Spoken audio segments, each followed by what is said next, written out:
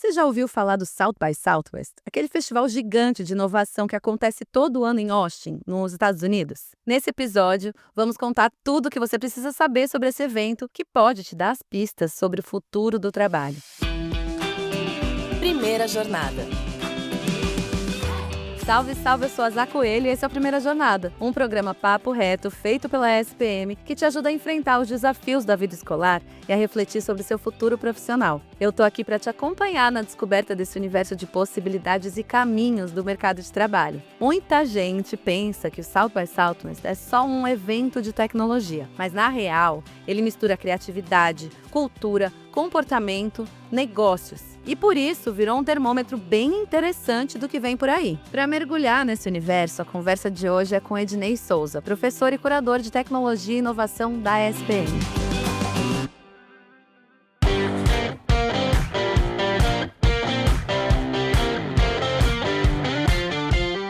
Seja muito bem-vindo à Primeira Jornada, Ednei. Obrigado, Zá. Um grande prazer estar aqui novamente. Obrigado a todo mundo da STM que está nos ouvindo. Vamos falar de South by Southwest.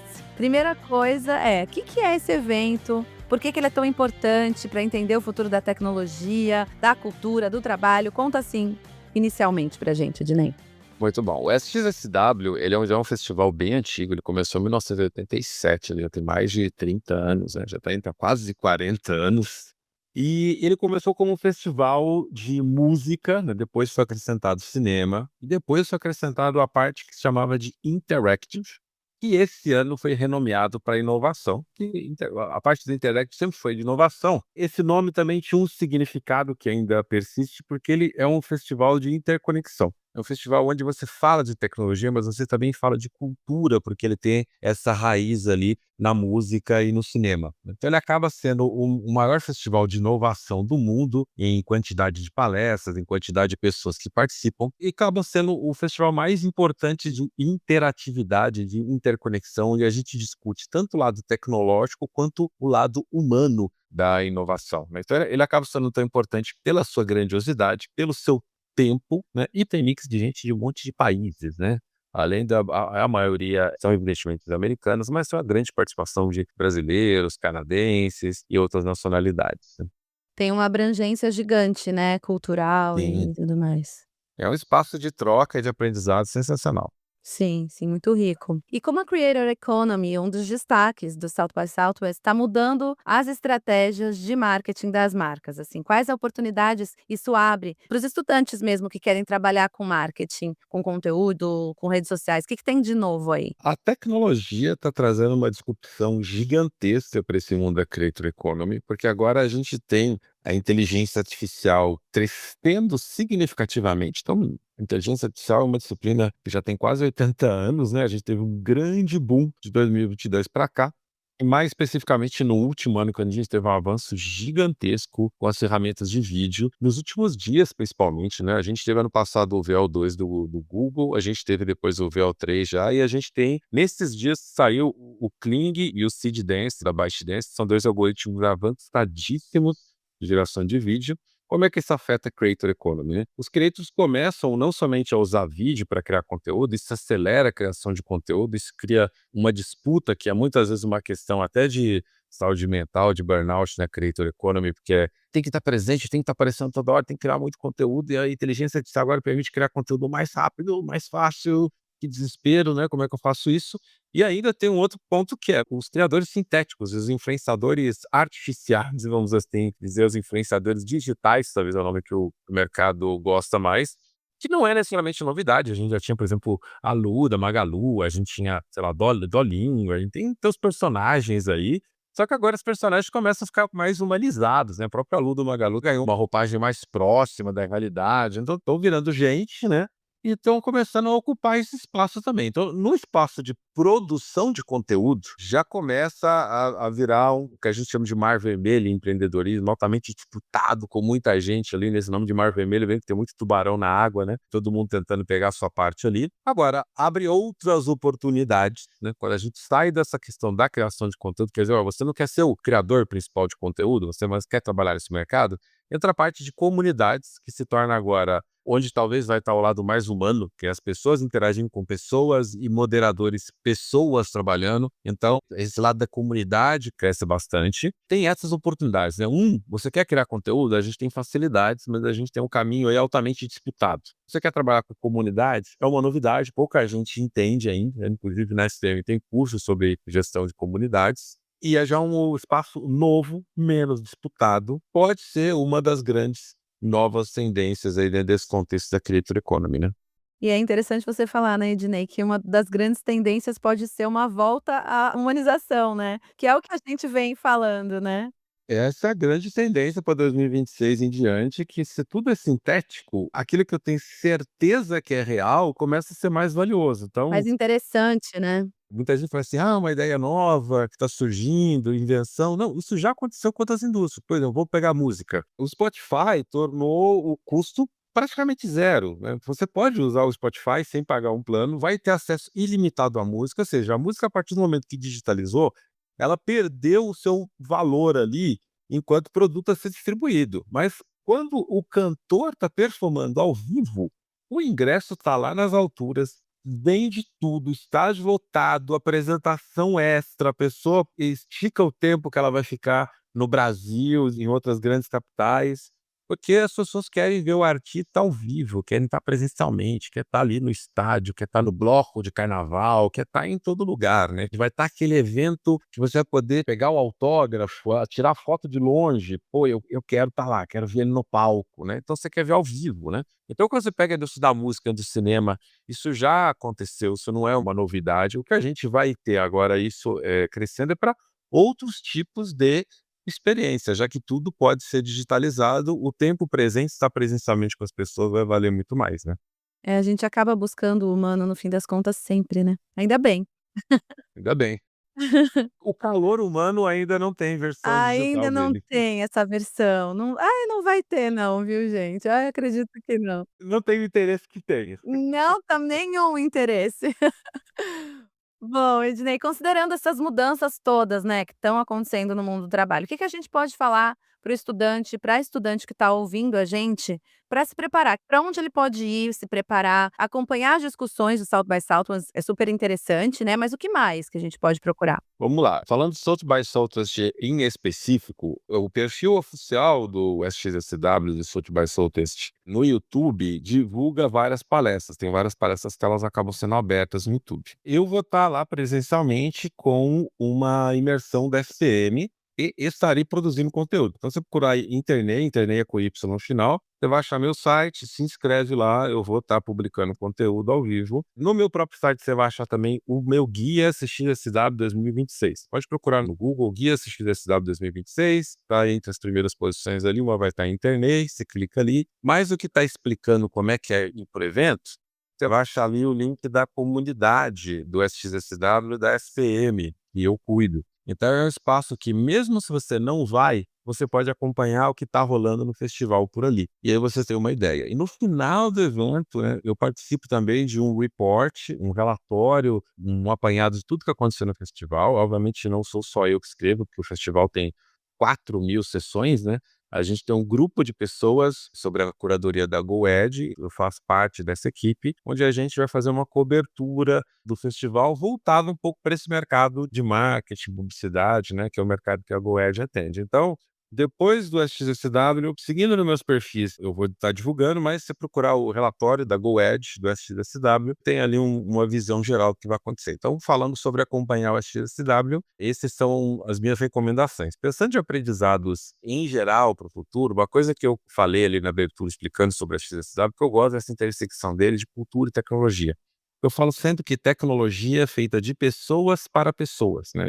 Eu sou desenvolvedor de software de informação, sou o cara da tecnologia, mas tem uma coisa que foi um diferencial absurdo na minha vida, foi entender que eu não escrevia código para máquina, eu escrevia código para as pessoas, criava produtos e serviços para as pessoas estarem utilizando isso depois, né. Então, desenvolver esse seu lado humano, o lado da comunicação, o lado da criatividade, o lado do pensamento crítico. E para quem já é mais de humanas, vamos assim dizer, já tem essas coisas muito apuradas, Aí eu recomendo o outro lado, que é o lado da tecnologia, porque não dá mais para ser uma pessoa de exatas, de humanas. Esse é um conceito que ele nem faz sentido. Se você for pesquisar sobre, é uma pesquisa ruim lá da década de 60, é uma história que foi perpetuada porque é confortável, né?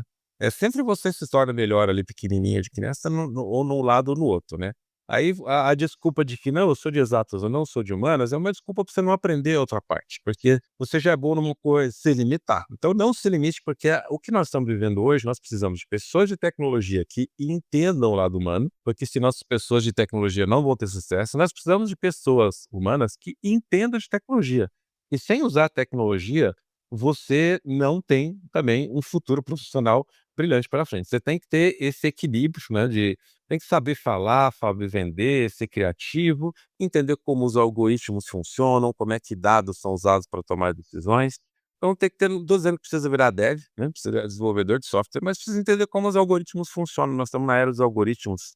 Tudo é algoritmo, o Netflix é algoritmo, Spotify é algoritmo, redes sociais são algoritmos, o Waze é algoritmo, inteligência artificial são algoritmos. Então, se a gente não entender os algoritmos, a gente não entende essas ferramentas à nossa volta, né? Então, as oportunidades pensando em carreira para o futuro é tentar esse equilíbrio, né? Quem é de humanas aprender mais sobre o lado tech e quem é tech aprender mais sobre esse lado humano. Muito legal, até ter o festival, né, o South by Southwest como exemplo, né, do tipo, porque ele abrange tudo isso, assim, é cultura pra caramba. Esse é o grande aprendizado da SXSW, que a gente precisa desse equilíbrio. A gente precisa de quem escreve código, se preocupa com a saúde mental, a gente precisa que o psicólogo entenda como funcionam algoritmos, a gente precisa que o marketing esteja olhando para a inteligência artificial, a gente precisa que a AI esteja olhando para a ética, para a filosofia. Não tem mais um mundo de casinhas separadas, né?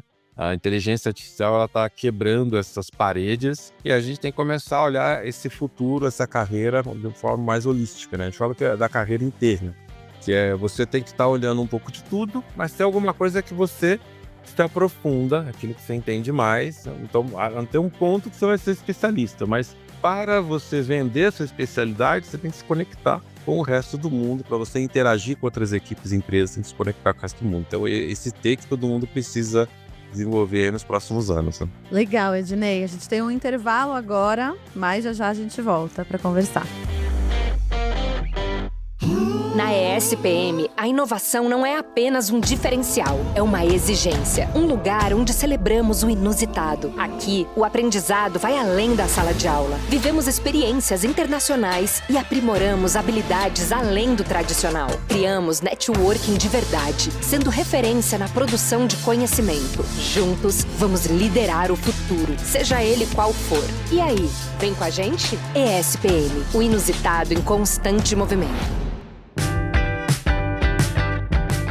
Tô de volta aqui com o Ednei Souza, professor da SPM. A gente segue falando sobre o South by Southwest e revela o futuro da tecnologia, da cultura e do trabalho. A gente terminou o bloco anterior falando um pouquinho, né, Ednei, da importância desse festival, para esse conceito mesmo que você falou, mais holístico da coisa. O que você acha que quem vai, quem participa, quem recebe as informações desse festival pode adquirir de aprendizado, assim, para os estudantes principalmente, né, que estão aí numa fase, que estão tentando entender tanta coisa, é tanta informação, o que eles podem absorver disso? Se você tiver a oportunidade de ir, é sensacional, porque Austin é uma cidade culturalmente muito interessante, né? É um espaço maravilhoso para você curtir música, cinema, inovação, para você fazer networking, né? Então, o presencial está algo muito interessante. Pô, Dinei, não vou, infelizmente, não consigo ir ali presencial, estou acompanhando à distância, né?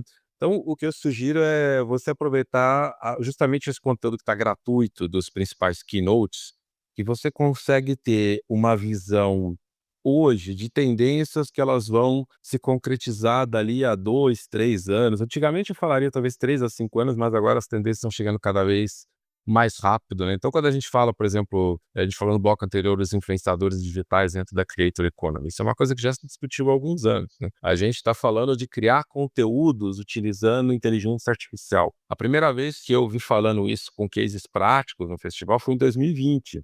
Muito antes de sair o ChatGPT, ou seja, a gente falou 2020, o ChatGPT chegou no final de 2022, para o último mês de 2023, a gente estava falando 3 anos antes. Então a gente tem uma discussão acontecendo ali 3 anos antes da coisa virar se tornar realidade. Então tem espaço de você ter um pequeno vislumbre do futuro, porque uma coisa que a gente tem que ter clareza sobre o futuro ele não chega de uma vez, ele vai chegando aos poucos. Então essas discussões, ano após ano, conforme você acompanha essas diversidades, você vai vendo elas crescendo, você percebe que elas estão amadurecendo. E o segundo, que uma coisa não mata a outra, né? Mas muda a proporção disso no mercado. As redes sociais mataram o jornal? Não. Agora, o jornal hoje tem uma importância, uma participação no consumo de mídia de informação muito menor do que tinha alguns anos atrás. O jornal existe até hoje, não matou o jornal 100%. O Spotify matou o rádio, principalmente quem anda de carro ouve muito rádio ainda. Então, diminuiu a importância do rádio ainda, mas não matou completamente. Então, é entender também como ele faz essa ponte com a questão cultural, psicológica, sociológica, como é que é isso na cabeça das pessoas, porque as pessoas não gostam de largar os hábitos. A gente tem uma segurança, né? Tem aquela frase, sair da sua zona de conforto, ela vem da onde? Quando você está muito seguro, muito tranquilo, no seu cantinho, e alguém fala, olha, você precisa sair da sua zona de conforto, você precisa olhar outras coisas que estão vindo por aí, porque mesmo que você não goste, nós vivemos num mundo de transformação. A gente ouve falar muito do lifelong learning, né? Mas o que eu gosto muito de falar de um outro termo que eu tenho cunhado é o lifelong transformation, que não é só sobre a gente aprender a vida toda, é sobre a gente se transformar, sobre a gente mudar, sobre a gente entender que as coisas que eram feitas na máquina de escrever passam a ser feitas no computador, as coisas que eram feitas no computador passam a ser feitas no celular, o que a gente não fazia presencial, a gente pode fazer via web. Então, a gente começa a ter transformações na forma como a gente consome entretenimento, na forma como a gente faz compras, na forma como a gente se relaciona, interage, e a gente gostando ou não está acontecendo. E não é sobre uma ocupar o lugar da outra, mas encontrar diferentes espaços, né? Então, a gente estava falando que é gostoso o quentinho humano, encontrar o humano mais valorizado, né? Isso vai continuar sempre valorizado, mas isso não significa que a gente não pode fazer algumas coisas remotas. Inclusive, eu gosto muito da ideia de que fazendo reuniões remotas, fazendo compras remotamente, me sobra mais tempo para eu estar com as pessoas queridas com que eu gosto presencialmente, né? Então, essa troca que o festival tem dos dois lados, ele facilita essas reflexões, mas desde que a gente procure esse contraditório, né, porque como é um evento de muitas palestras, às vezes as pessoas elas procuram somente palestras dentro de uma única temática, Sim, só o que interessa demais e não abrange, né, exatamente. não abrange. Então é um festival para procurar o inesperado. Tem trilhas sobre psicodélicos, tem gente de cinema falando sobre tecnologia, tem gente de psicologia falando sobre tecnologia, tem gente de tecnologia falando sobre ética, tem gente falando sobre biotecnologia, tem gente falando sobre espaço, essa próxima ida agora estão planejando para a Lua. Então é um lugar para você olhar diferentes avanços em diferentes campos que você não acompanha no dia a dia. O SXSW é o momento de olhar para os lados, ter um olhar mais amplo. E isso é uma coisa interessante em vários momentos do desenvolvimento da carreira, né. Então é uma lição do festival que eu acredito que ela é uma lição para a carreira do estudante, né, Pra vida mesmo, né, para a ter esse vida olhar, mesmo. assim, mais aberto.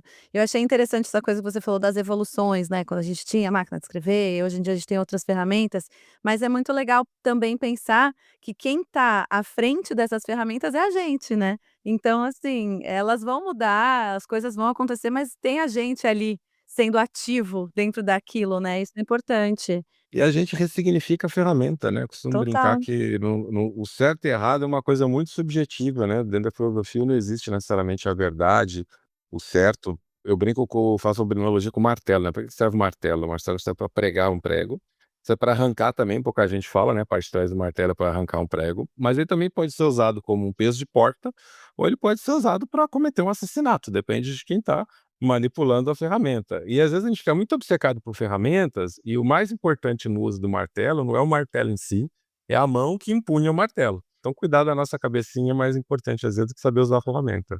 A gente está à frente de tudo, a gente está tomando essas decisões, né, então é sempre bom lembrar. Bom, Ednei, para encerrar esse nosso papo, eu queria que você trouxesse aqui no nosso quadro Dica de Mestre, uma dica mais geralzona mesmo de carreira, assim, se você tivesse ouvido lá atrás essa dica, no começo da tua carreira, teu caminho podia ser um pouquinho mais fácil ou diferente, o que que você tem para dizer pra gente? É algo que eu falei rapidamente aqui, que eu ia dar uma profundidade, que é essa questão do equilíbrio, sabe. Por exemplo, eu fui um cara muito técnico, e eu descobri muito tarde, não muito tarde, porque deu tempo ainda, eu sou uma pessoa que eu me considero de bastante sucesso. Deu tempo ainda mas seria assim, talvez muito mais fácil eu aprendesse desde cedo que me comunicar muito bem, e saber me vender, fazer networking, era uma parte importante também, né. E que isso existe um método, né, eu costumo dizer que é estudar, experimentar e demonstrar, né. Você tem que estudar alguma coisa, muitas vezes a pessoa termina o curso comigo, ela pergunta: "Professor, o que que você me recomenda estudar agora?" Eu falo assim: "Eu não recomendo você estudar nada, recomendo você pegar o que estudou aqui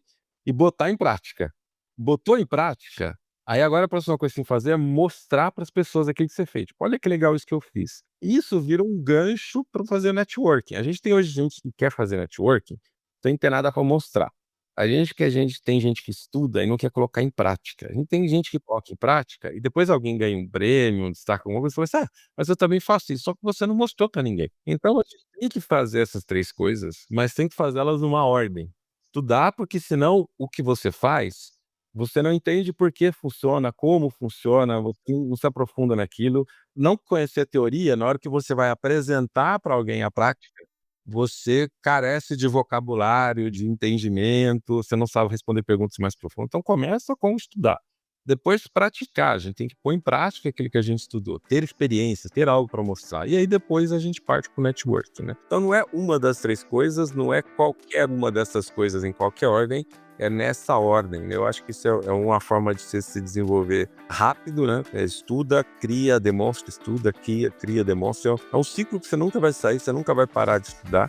E se você seguir minha dica, você não vai parar também nunca de criar e sempre vai ter uma coisa interessante para mostrar quando convidarem você para participar de algum evento ou de um podcast como esse aqui.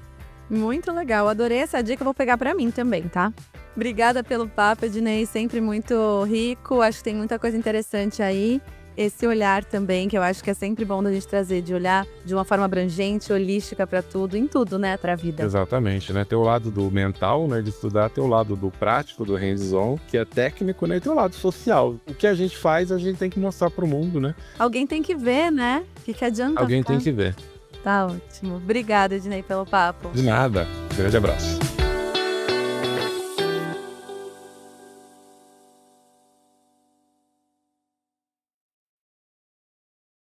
Gostou do programa de hoje? Então não se esqueça de seguir o Primeira Jornada na sua plataforma de podcasts preferida e avaliar o programa. Até a próxima! Este podcast foi editado pela Maremoto.